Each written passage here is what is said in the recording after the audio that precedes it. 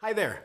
In this video, we'll be covering how to identify and tell your most powerful stories. You have an important story inside of you, and stay tuned to find out the best way to bring your story forward.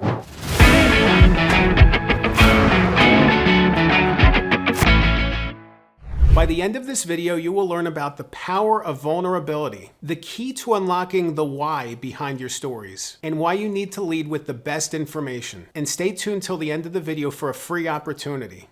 Let's dive in. It's easy to be discouraged or embarrassed or ashamed by some of the things that happened in your life, and it's easy to want to paper over them and present yourself as the hero, present yourself as somebody who has it all together and knows exactly what you want to do and say every day. We're not like that. None of us are. And it's really boring to read books about people who present themselves as such. Those are not books that you would want to read. It's really powerful to be vulnerable in your stories because being vulnerable will help you connect with the reader. It will help them better understand the struggles and pitfalls that you faced so that they may make better decisions for themselves, or they may see themselves in you. People are drawn in by mistakes and struggles and stumbles. They look at the issues that you faced in your life and they're going to take something away from them. You know, I look at my life and I look at the ups and downs that I faced, and those ups and downs shaped who I am today. They shaped the person I became. And without those stumbles and without those struggles, I don't know. You know, people don't want to just learn about the success. They don't want to learn the ending. They want to learn the journey. And by telling your story, they're interested in learning about the journey. That's what this is all about. And it's important to be able to go there. I've worked with a lot of clients who have struggled to be vulnerable and struggled to present themselves in anything but the best light. And it was really difficult to pull those stories out of them, or pull the stories that were worth telling for the book, because they just wanted to see themselves as the winner every single time and see themselves as perfect and making great decisions. And we don't always get there. It's a journey to get to that point. But you can teach people so much more by leaning into those dark points, leaning into the difficult, and projecting that vulnerability and capturing it on the page. Being vulnerable makes you more relatable, makes you human. We're all human, we all make mistakes. And in order to tell your best story, you need to be able to go there. You know, whenever you're writing a book, you have to think about your audience. What matters to them? What matters to the audience who's reading your book? It's typically not the yay, glory, happy ending story. It's the journey to get to the happy ending. You know, you think about movies and you think about the endings, happy endings, and everybody's living happily ever after. You need an hour and a half of the movie to get to that point. It's not like, you know, they get married at the end and everything's great. There needs to be some journey. There needs to be some struggle. You know, there needs to be some ups and downs to get there. And if you're not getting there through those ups and downs, it's really going to detract from the overall message, and the payoffs aren't going to be there. The payoffs aren't going to be as great because when you succeed, they won't see any of the issues you've gone through to get there. So what does it mean?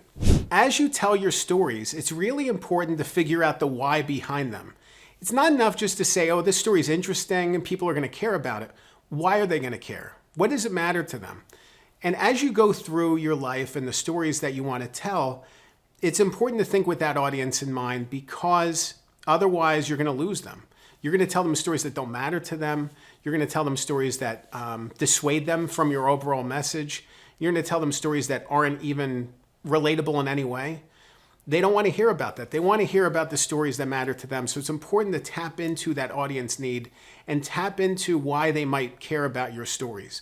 Every story, everything that you tell should have a why behind it. You think of a keynote address and giving a presentation to people. You need to think about what stories they're going to care about and why. And if those stories don't connect to their why, they're going to be tuned out. They're not going to pay attention to it. And ultimately, you're going to lose them. They're going to say, why am I listening to this? If you don't give them a reason to care and a reason to want to listen and carry forward, it's going to be really tough to connect those dots and pull them forward. When telling your story, you need to lead with the best information possible. This is something I learned from my days in news writing and journalism. We would always focus on the lead of the story. The lead was the most compelling thing. And if you couldn't tell the story in an informative way, you were going to lose the reader. You have a sentence or two at most to get people's attention, maybe even a headline, and that's it. And you need to think about presenting your stories in the same light. You need to think about capturing their attention in the best way possible. A lot of times when I look at book manuscripts written by other people, they will meander into a story and there's not a lot of action happening, And then midway through the writing, something will happen and I'll say, that was the moment that things changed. That needs to be at the beginning of the story. You can't wait to get there. That's why a lot of times with books and with movies, they will flash forward. They will show a flash forward scene at the very beginning to tap into that energy and attention, and then they will go back and tell the original story from the beginning. The beginning point is not the key point typically. The key point is typically somewhere along the journey where everything changes, where things shift, where the person or thing that's involved in this process has faced a new obstacle. Maybe they won't overcome that obstacle. Maybe they will. But they need to face some uncertainty in order to have it be compelling enough to want to keep reading. And if you start your book at the very beginning all the time, it's really tough to carry that energy forward. And the same was with the movie. You know, that's why those flash forward scenes are so powerful, because they get you into the story and you're saying, what happened there? And now you have to wait and find out. That's a really important, it's a really crucial way to get people hooked on your story and to get them to keep going, because now they have a reason to keep watching because they want to see what happened. You know, that intro, that opening scene hooks them, and now they have to spend the time to figure out what's happening and how that person got to that point and how they're going to break through it. And if you start from the beginning and wait until they get to that point, it's going to slow things down. It's going to make it really difficult for the reader or the viewer to want to keep going. A lot of times people want to fill their books or writing with unnecessary information. They fill in all these details, detail. They want to describe every single little thing that happened.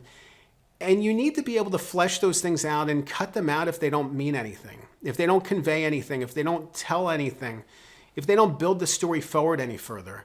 Cut it out. Just get rid of it, scrap it, put it to the side. It's good stuff, just not here. And get to the heart of the story. The heart of the story is what matters the most. And it's what's going to keep the reader or keep the viewer watching and paying attention. It's the thing that they care about the most. It's the takeaway. It's the information that they want to learn from this. You know, you need to be able to get to the heart of the story. And by doing so, you have to understand exactly what people are looking for in the story. You need to recognize what's in it for them and what they're going to take away from it. And then be able to map out accordingly the elements that are going to get them to that journey and get them continuing to move forward. Obviously, the beginning's important. The ending's also important. People spend a lot of time mostly on the very beginning of a book, and they should spend time on the ending as well. It's important to understand the reader's journey and understand how the reader's going to get from the beginning to the ending. And you want to be able to leave them with a moment, leave them with a feeling, leave them with something that they're going to carry forward from this, that they're going to feel it. When they're done with this book, they're going to feel like they were on an adventure. You want to wrap up the adventure in a satisfactory manner, and you want to be powerful about it. You want it to be moving. So otherwise, it's like it goes out with a whimper, and that's disappointing too. So look at the beginning and look at the ending and make sure that they bookend the story really well. If you want to learn more about book writing and ghostwriting, head to my website, goodghostwriter.com. You can click the link below. On my website, you can sign up for my free emails that will give you insights on the book writing process. You also have the opportunity to book a call with me, a free one-on-one strategy call where we can talk about your book project and making sure that your book is as strong as it can be from beginning to end. If you're getting value out of this content, I come out with new videos every single week, so feel free to like and subscribe to this channel. Remember, good ghostwriting makes great books. I'm Dan Good. Thanks for watching.